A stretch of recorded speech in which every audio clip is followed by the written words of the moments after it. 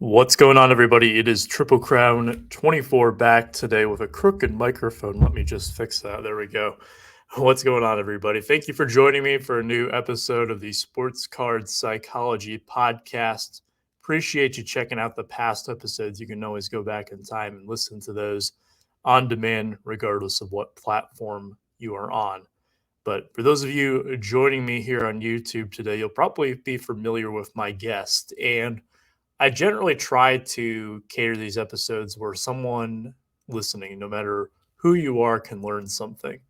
And part of it is for me too, because I like to learn things as well and take knowledge from my guests. And I'm definitely going to have to rely on my guest today because he has a lot of experience with something that I have zero experience with. And that is talking about collecting as a parent. So I am not a parent. I don't plan to be one anytime in the near future. One day, but let's visit that in a different conversation. But my guest today has a YouTube channel where his son prominently features on his channel, and they do quite a bit in the hobby together. And I think it's really interesting because I know that balancing my own collection is difficult. And I couldn't imagine having to kind of pick and choose when you have, your son or daughter also basically using the same hobby funds as you and trying to help them build their collection at the same time. You almost have to collect for two people at once, which is interesting. So my guest today, you'll know him from YouTube, from the channel Dustin and Blake. He is the former of those two names. It is Dustin. How you doing, man? Good. How are you? How are you doing? I'm hanging in there. It's been a busy day. I'm planning 3 straight recordings, so some of you guys will not hear some of our episodes here for the next few weeks. But excited to talk to you today. Um, I don't want to do like a whole tell me how about you got into the hobby because we've probably heard a lot of the stories before, and anyone who's familiar with your channel knows that. Right. But just kind of give us an overview to catch us up a little bit on, what do your son and you like to collect, and how do you guys engage in the hobby? Okay. Well, we both collect Minnesota Twins and Minnesota Vikings cards. For the most part, I'm collecting retired players and he's collecting active players. So, I'm doing almost all of my collecting from buying singles and things like that, and he's doing his through buying packs and busting them. Two very divergent paths there, which is going to be interesting with some of the questions that I have lined up. Uh, for those who don't know, Dustin is a Kirby Puckett super collector, and in some ways too, Blake being your son. For those who don't know, is a Royce Lewis super collector. Kind of tell me how he got started in that, and do you think it was basically kind of mirroring dad and kind of doing what dad does in terms of collecting? Um, I'll say I don't think that's true at all. um, I feel like he has very little interest in the things that I collect and the ways that I collect, but maybe I'm wrong. But anyways, how he got started with Royce is we went to Twins Fest, back in, I want to say 2018, and he got to meet Royce Lewis, and actually got to talk with him, play some games with him and stuff. And kind of, that was sort of special to him because he's met a lot of players now, but I would say Royce is the one that I don't know, I would say spent the most time with, interacted with the most. And that's kind of how he got started with him. I actually sent Royce a picture of Blake and I, and this has been documented on our channel, and or of Blake and him. I'm sorry, and he autographed it. And I also included the link to our YouTube channel. And we know he watched at least one of our videos because he quoted Blake on his inscription. He said, "P.S. Dab on them haters," and that's something that Blake has said in videos before. So that was sort of another connection, I guess, that he made with Royce, who still has yet to play in the majors.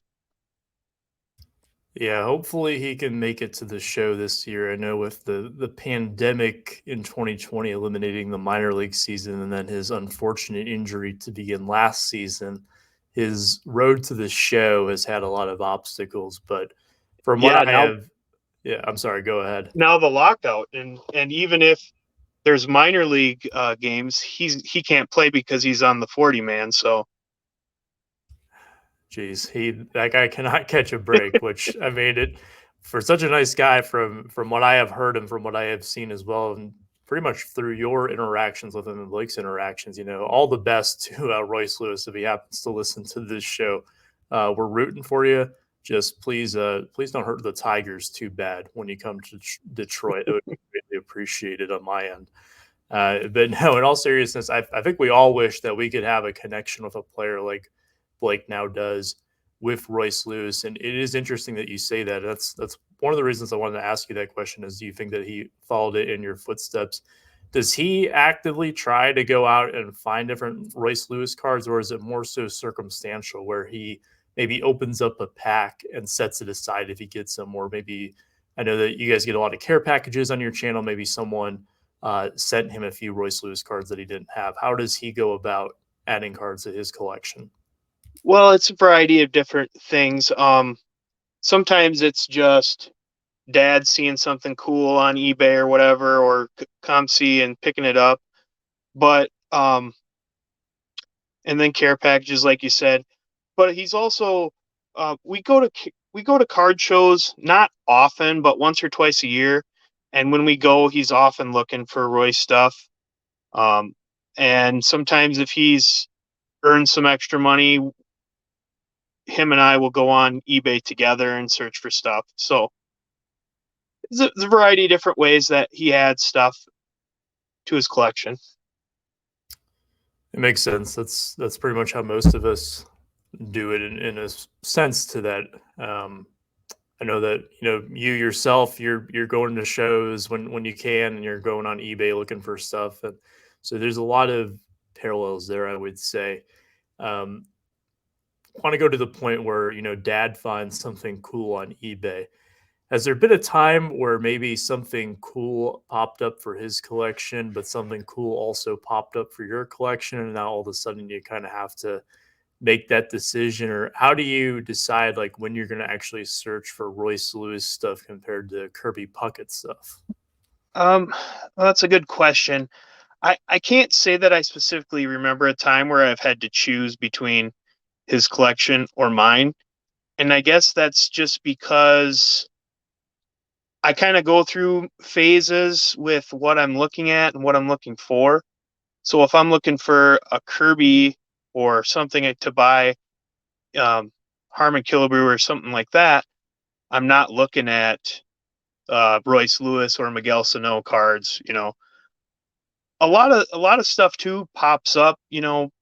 But usually the stuff that pops up for his collection aren't the big cards, aren't like big expensive cards. So in fire sales and things like that, it's easy to pick up. Um, or I've often seen like Razes pop up a lot for Royce Lewis stuff, and I've gotten into a lot of those and actually won a few of those too. But yeah, I don't think I've ever sacrificed anything, anything for either of our collections, to build to the other one. Well, that is certainly good to hear. In terms of when you're picking things up for him, do you find often that maybe you are buying cards when you say, I know you mentioned that you said, oh, this is a cool looking card that you found on eBay. Are you saying that in terms of you think it's cool, or you think that Blake will think it's cool, or do those things kind of go hand in hand? Like, do you get that enjoyment out of him enjoying it, or does he kind of just take your? I guess he doesn't have much of a choice, but does he just Yeah. kind of just take your word for it, or how do you think that dynamic kind of works there? Well, I mean, I think a little of both. Like, I know what he likes in cards and stuff. he likes the shiny stuff. He likes autographs to be on card. He already knows that that's better than a sticker autograph. Um, so I'll just buy a card and I'll be like, oh man, I think Blake would really like this. And if he doesn't, I like it. I like buying them, and then I used to do it. We used to do it more on video, but Blake is on video a lot less these days. He's busy with so many activities. So usually what'll happen is a card comes in, and then I go and show it to him, after supper or something like that, and we talk about it and put it away in his Royce box. He's got a box, like a little toolbox that he puts all the top-loaded stuff in. Gotcha. Well, I mean, it is good that you have that routine at least, where it's not just building up in a stack. I've had that happen to me before, where it sits in a stack, and I know, like, all right, I need to put these away somewhere before this gets out of hand. So at least you got that down, and he's got the organization part down. It sounds too at an early age. You mentioned that when he does appear on video, oftentimes it's your little sub series of Blake's breaks, and you mentioned at the start of the show as well that he really builds his collection through opening packs, which I think is true of most collectors entering the hobby, regardless of your age. If you're a kid just starting out, then you like to open packs. Even guys who come back to the hobby, I see them, the first thing they do is they just rip open a bunch of wax. You're more of a buy singles guy. Well, let me ask you that. You are more of a buy singles guy, correct? Yeah, correct. Okay, just to confirm that there for everyone out there. Do you often find that you want to try to push Blake towards the singles market more than the wax? Or you just kind of let him do his own thing? Because most of us at a point in time Catch the last part, JT. Oh, you're good. You're good. So you kind of have conflicting views there in that point, and a lot of us probably come to this at time where we're like, I don't want to rip any more wax. I don't feel like I'm getting my value out of it.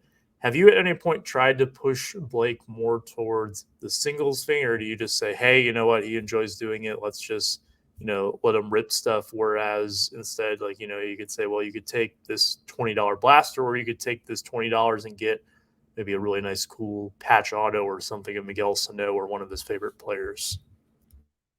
Yeah, I mean, I guess I do sort of try to get him to buy singles. Like, you feed your collection through selling a lot of times, and so when he opens new stuff, if he gets something really cool, sells it, yeah, I usually will give him the option. Do you want to buy some more, buy a box, or do you want to buy a cool card on eBay or save it for a show or whatever? And I a lot of times can get him to do that. He loves opening packs. He's a kid, and that's, I mean, we can all find fun in that. And even as adults, it's fun to open packs once in a while because it makes you kind of feel like a kid. So he does like opening new stuff, but he's not opposed to picking up singles. Gotcha. Yeah, that I think we all have kind of that childlike wonderment whenever we open up a pack of cards. It's just something that never really goes away. I feel like I've never heard of anyone who really just genuinely hates opening wax. Maybe we go through phases, but there's always that bit of us there. But as he gets older too, that could be something that does change. Even in the time that he's been introduced to this, have you really seen any changes in the way that he approaches the hobby in terms of what he might be interested in, the types of cards he likes to go after, or has he been pretty stagnant so far since entry? Well, I mean, actually, I think he's he's getting to that age where he has so many other activities going on. He plays video games. He's in multiple different sports. He's in bowling league. He's got a year lift pass for the ski lift, so he goes skiing every weekend, and he's just signed up for trap shooting league. So he's got all this other stuff going on. So it's at this point he's starting to like I can see him kind of growing away from cards. Um, which is okay because at that age, that's a good age to I think the foundation is there.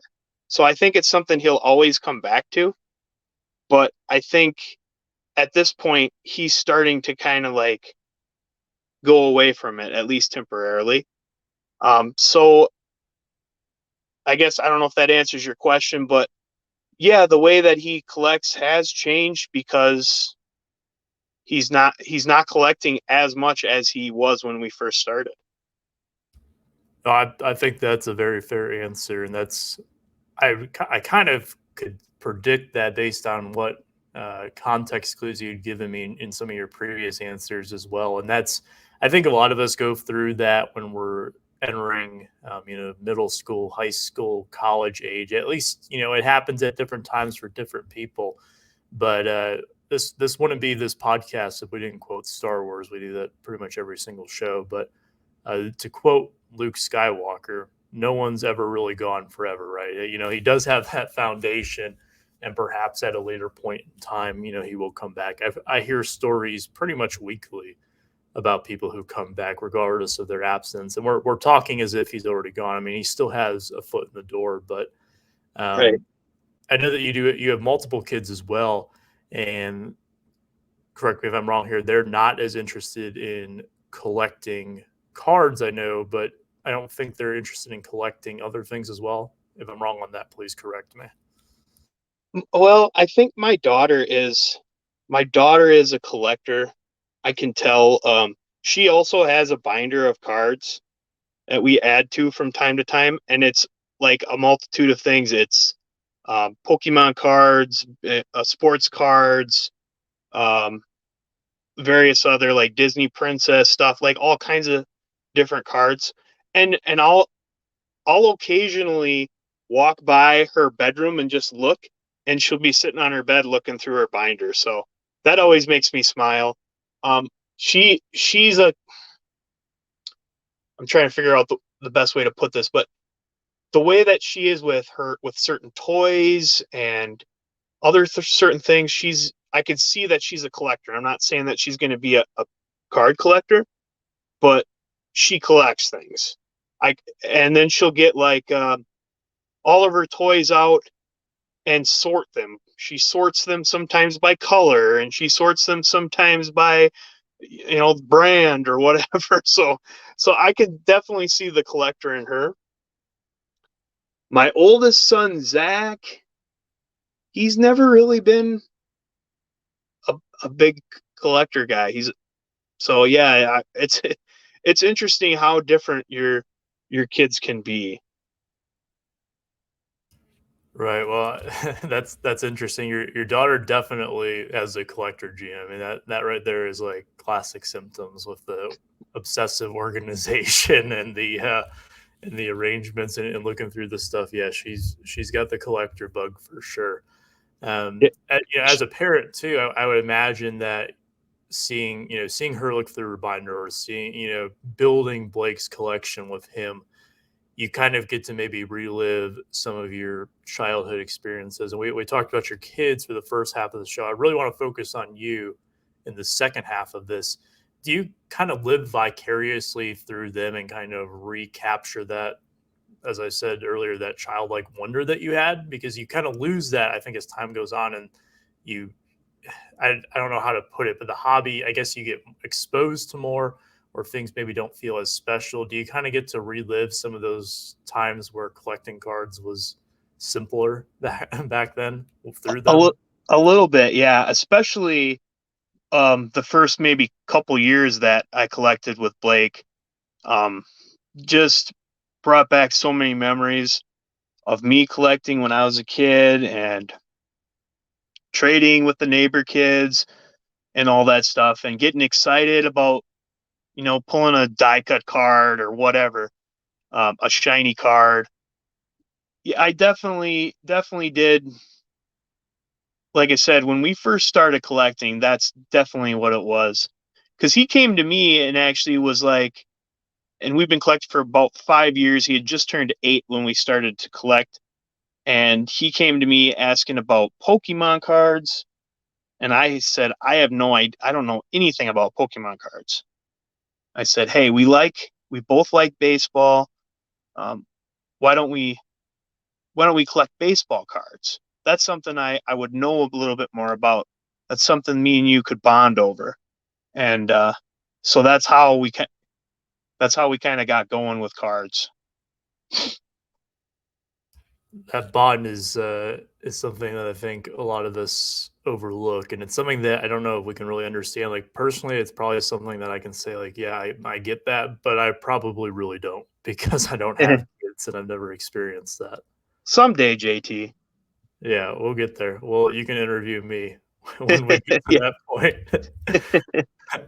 um, yeah, I think it's cool to see your kids get into, something that you enjoy and something that you have a passion for. Because I think when they see, mom or dad have a passion for something, it can be very influential. Young people, and I say young people, that goes for even people my age as well, are incredibly impressionable among their parents, which is the reason that I asked earlier on if he kind of mimicked your style, because I feel like in some ways that as kids, I know personally growing up, I always just kind of did what my dad did. He was a Tigers fan, so I collected Tigers cards, and that's something that kind of stuck with me. And it wasn't until later in life that I really figured out what I specifically wanted to do, and then I kind of carved out my own path from there going forward.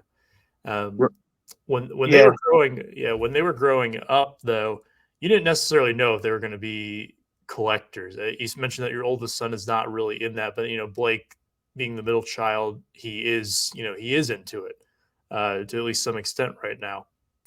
Does it? Have you ever felt like you wanted to maybe push your kids towards it or try to expose them to it, just to say like, hey, this is what dad is into. Dad really enjoys doing this in his spare time, or do you kind of just let them discover it on their own?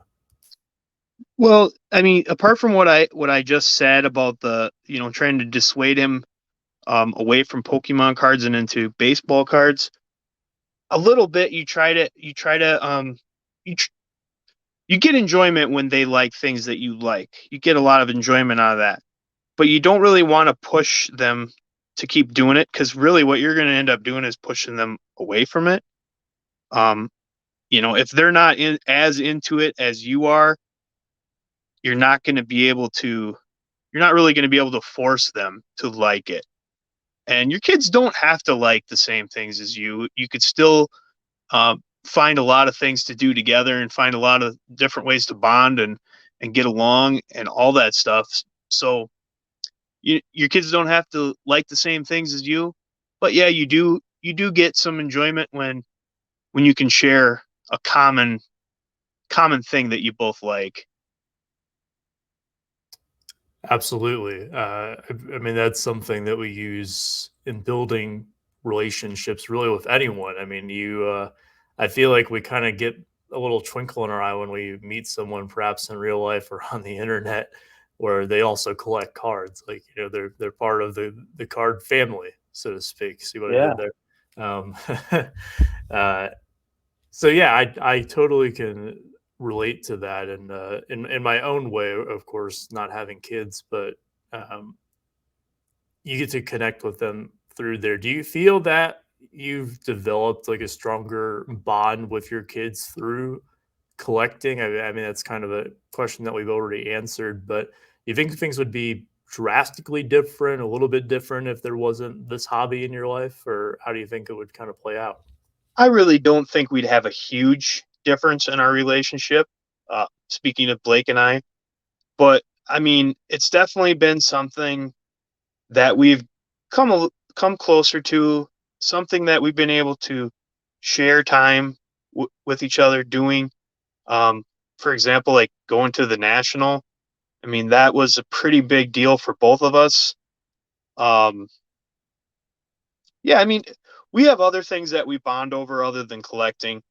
And even though my oldest son doesn't collect, I still still obviously love him, but I still get along great with him and still have a lot of stuff to do with him too. So yeah, I mean, a little bit different, but and yeah, I think that collecting cards has probably made our relationship a little bit stronger, but I don't think it's been that drastic. Right, and yeah, you made the trip to Chicago for the national this past year. We got to meet and in person for the first time, and I imagine that was a pretty cool experience for you guys to get to kind of like walk the show floor together. You know, you mentioned that you've gone to a few card shows, and for anyone out there listening who's never been to the national, if you've just been to a few card shows, it is it is like stepping into Narnia, Wonderland, whatever your preferred fantasy land may be. It is that feeling walking into that convention center for the first time, regardless of where you may go, whether it's Chicago or perhaps Atlantic City in this upcoming year, and Cleveland in past years, or if you want to go even farther back than that, some of the West Coast Nationals and all that. So yeah, that is definitely cool that you guys were able to bond over that experience. But I know that those trips are not cheap. Um, I personally have taken a flight to the National before. I've driven to the National before, looked at hotel cost and also paying for food while you're there, or perhaps transportation if you are flying in those Ubers. They add up very quickly. Hmm. Uh, and especially when you have to pay for multiple people, that adds up very quickly too. This hobby is not cheap, and also being a family man as well, there's a lot of responsibility with budgeting there. How do you really manage to, I guess, keep things in order? Because you have a lot of responsibility, of course, but even within something that's supposed to be fun, you do have a lot of responsibility where not only are you building on your collection, you're building on your son's collection as well. How do you approach it for yourself? Oh, well, that's a difficult question, I guess. Well, I just try to shop responsibly, you know. Um, I know what my budget is for bills and all that stuff. I know if I'm gonna get, a bonus check at work or something, maybe then I'm more likely to spend more money. I have been doing a lot more of selling things in my collection in order to buy something that means more to me. And I don't know, it's just being able to be smart about it and being able to be mature about what you spend it on, how you go about it. I mean, you don't want to be putting baseball cards and football cards on your credit. I mean, I that's something that I always avoid, you know. But at the same time, well, what's the difference if you're spending so much on cards that you have to put your groceries on credit, you know? So you just have to be wise about it. You gotta prioritize, make sure that family comes first, bills come first, and if there's a little extra money, then you can spend it on your hobby. It's like any hobby. It's not just cards, you know. It could be freaking um, duck hunting or whatever. You know, all hobbies are expensive, so you just got to know how to manage it. Absolutely. I feel that too. I'm kind of pretty much a single person household in some sense, or I'm not a sole provider or I guess I don't have a spouse where I provide as well. So I somewhat relate to what you're saying, but absolutely, with what you say there, you don't want to put those things on credit, and you don't want to force yourselves to put the essentials on credit where you build up massive amounts of debt. So being able to manage all that as well, Right. I I think is mean, absolutely crucial. I mean, I don't know what my collection would look like if I was single, or didn't have a wife and didn't have any kids, and somehow found collecting again on my own. I would probably have a pretty crazy collection, but that's okay. I traded off a lot of good for that. Right. I think the majority of us would probably make that trade. There's just certain things in life that you can't you just don't know until you experience them, and that's family life is certainly part of that too. We talked a lot about management um, in a numbers game in terms of finances and all that. Let's talk about time as well. We've briefly really touched on this with the eBay searches type of thing, or maybe looking for cards at card shows. How do you manage your time in the hobby, knowing that your son is also interested in it too? So you have to kind of do things for him as well to help him engage in the hobby because he's dependent on you, but also just being that family man where you have to, well, I'm not saying like you have to, like it's a chore or something, but you want to make sure that you're spending time with your family too, and having that quality time outside of the hobby. How do you personally manage that for yourself? And also, how do you manage it for your son? Well, hopefully my boss doesn't somehow find this video because I have a lot of downtime at work and I'm sitting in front of a computer all day, every day. So I I do a lot of my eBaying and that type of stuff at work. Um, if it's something that's for Blake, or him spending some of his money, it's just something that we have to make time to do together. But and that's part of the reason too why Blake is sort of getting away from the hobby is because he doesn't have time. He's always we're with school. There's always an activity almost every day. There's either somebody has band or somebody has gymnastics or somebody has to volunteer at the concession stands at the basketball game or somebody has a, a baseball game or whatever. There's being a parent with school age kids, there's something going on like every single day. And I still make time to come home.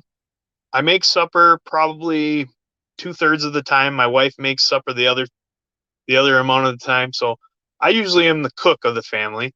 Um, you just it's just something that you don't want to spend too much time, with your nose down in your phone. You know, you want to be able to be there to be a part of your family, to be a part of your kids is growing up and to have a relationship with your wife and all that stuff. So I'm lucky that I get to spend a lot of this time at work.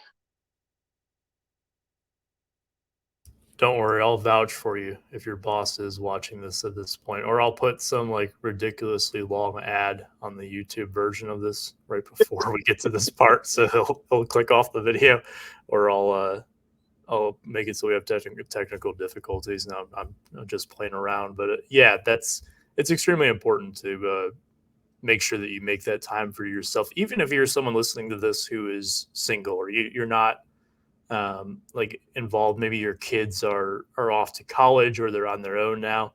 Just making that time for your hobby, not too much time. That it's moderation, and moderation is something that we will touch on plenty in future episodes of this show. Uh, is definitely key. You work hard. You're a provider. You take care of the kids, and more than just providing finances. You are literally putting food on the table.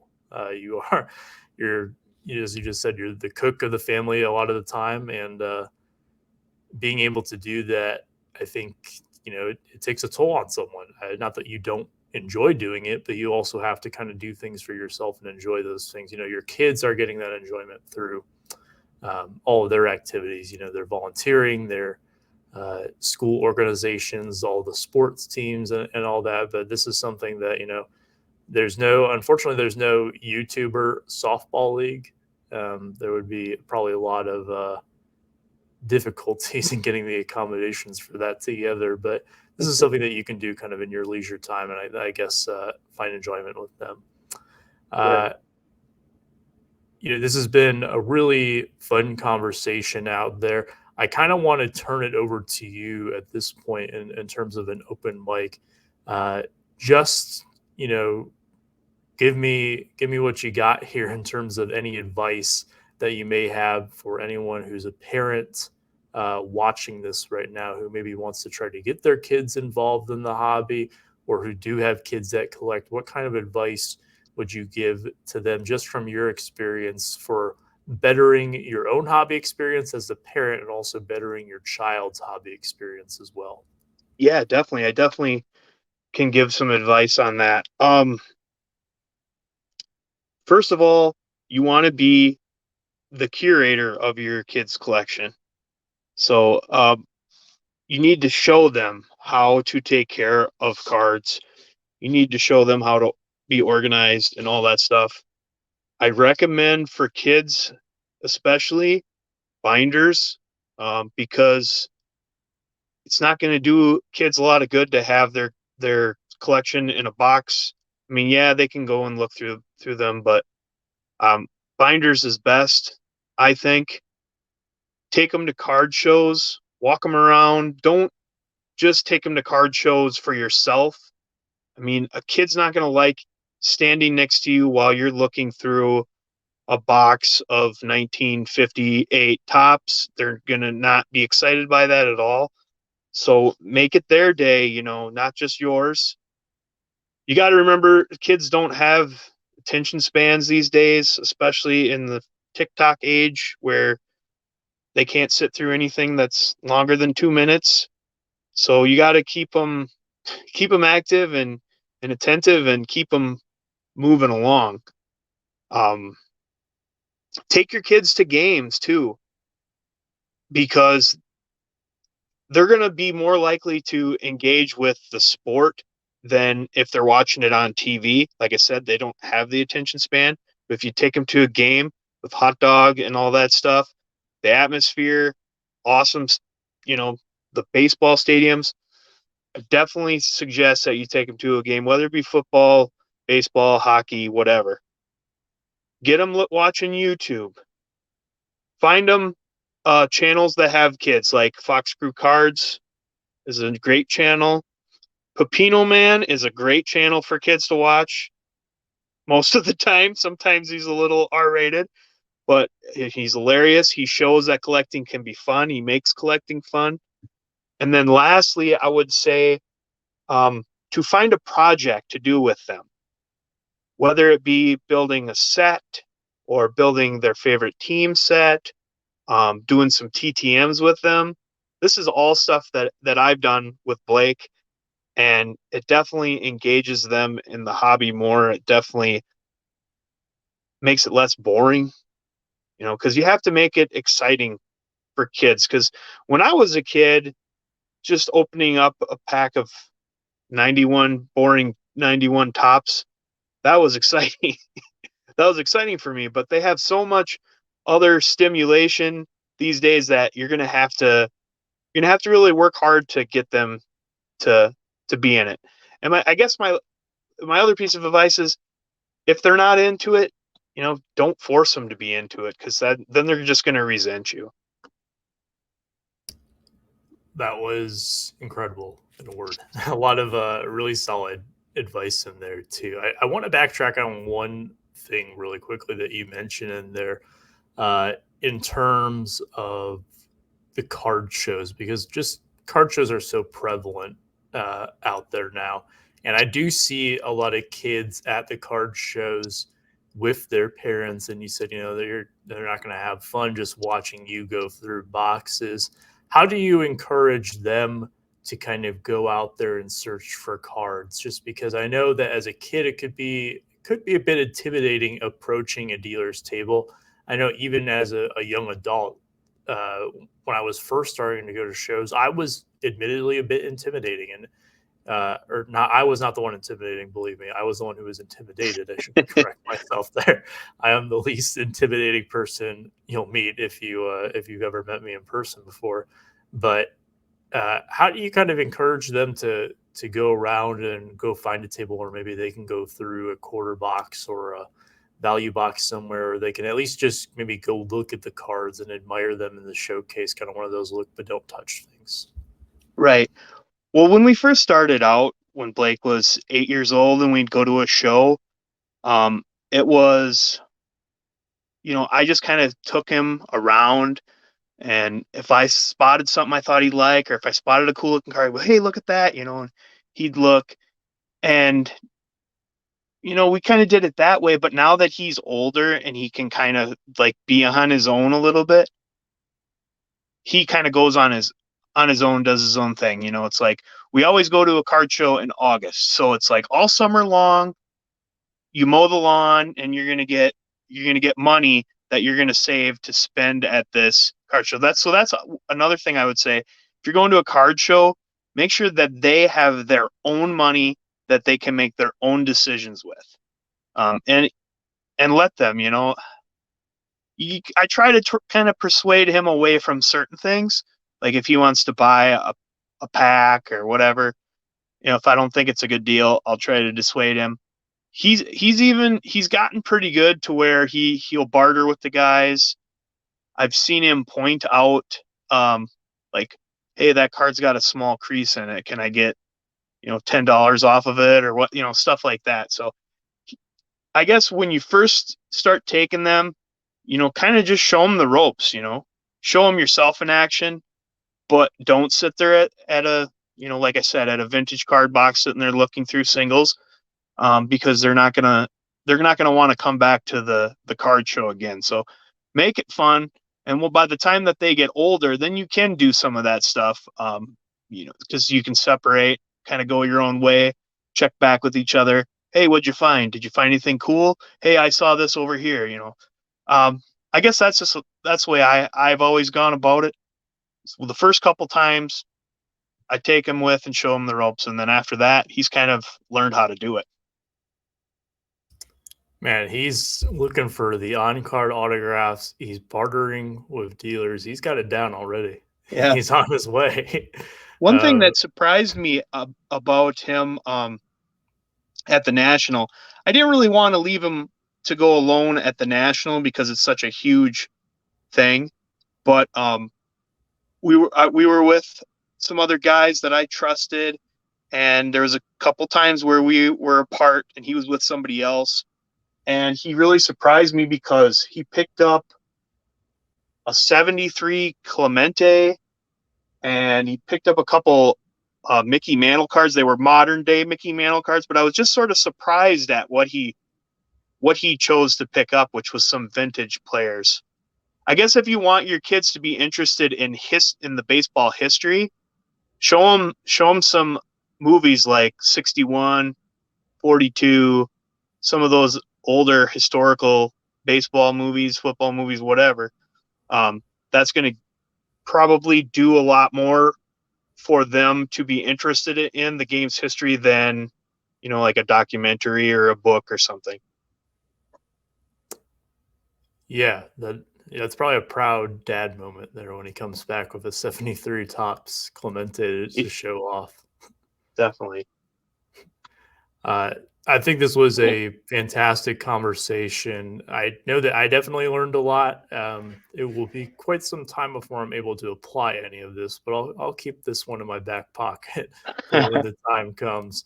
But hopefully, anyone who's a parent out there, regardless of where you're at in your journey as a parent, if you have young ones at home or you're an empty nester, regardless of where you fall on the spectrum, hopefully you took something away from this, or maybe something that you can look back on in reflection and kind of utilize going forward. So, Dustin, I know we mentioned earlier that you are on YouTube on your channel, Dustin and Blake, where you talk about your collection. Blake also will show off cards from his collection and does his breaks as well.